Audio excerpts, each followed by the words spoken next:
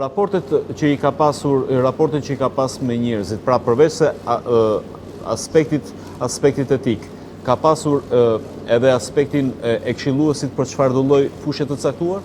Për çdo fushë që ka ndërtuar pejgamberi jo është për shembull, unë e keni shembull që vërtet sot shumica përdorni farën e zezë. Fara e zezë habetu sevda që i themi. Po. Çfarë thot parasysh se është ilaç për çdo sëmundje përveç vdekjes. Kanë menduar çka është fara e zezë. Kjo është një lloj bime që nga nadolla në rritë formë e grënajeve bën pjesë. Është vërtetuar se ajo ka sasi më të madhe të selenit. E seleniumi është një element, një mikroelement që nevojitë e trupit njeriu. Është diku në organizëm ka 19 mikrogram. Nëse bie niveli në 19, zemra zgjerohet, kardiomegalite, bien thonjët, bien flokët. E grunajet tona në Evropë, Shqipëri, kjo pjesa, në Amerikë nuk kanë selen mjaftueshëm.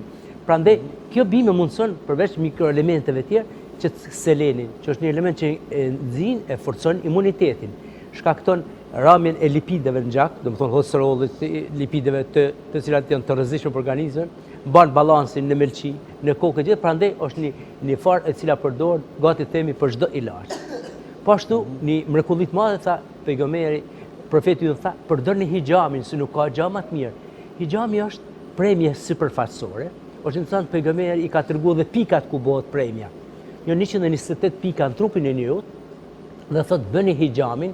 Hijami është premje sipërfaqësore e lëkurës, ngritet pastaj me një kubës del gjaku që është i mbledhur, do është vërtetuar shkencërisht, shkencëtarët francezë kanë vërtetuar që ai gjak përmban elemente më tepër toksike se sa trupi i njeriu. Do thotë bëni në datën e 17 të muajit hënor, 19, 21, parasysh se ku fillon hana e plot, atëherë mbledhen toksinat të trupit të njeriu.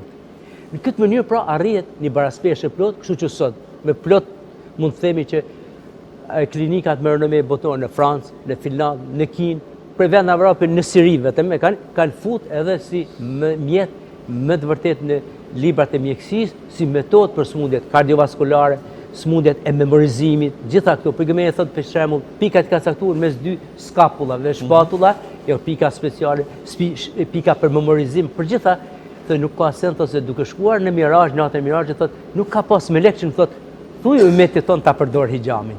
Dhe kur pa një njeri, ishte skuqur, ishte, tha, do të paralizohesh, bën hijamin me njëherë, premjen sipërfaqësore. Do thotë, ka thonë para 1405 vit, një metodë e cila sot ka hyrë edhe në mjekësinë bashkëkohore. Bashkëkohore, mirë. Do të kemi një hapësirë publicitare dhe sërish në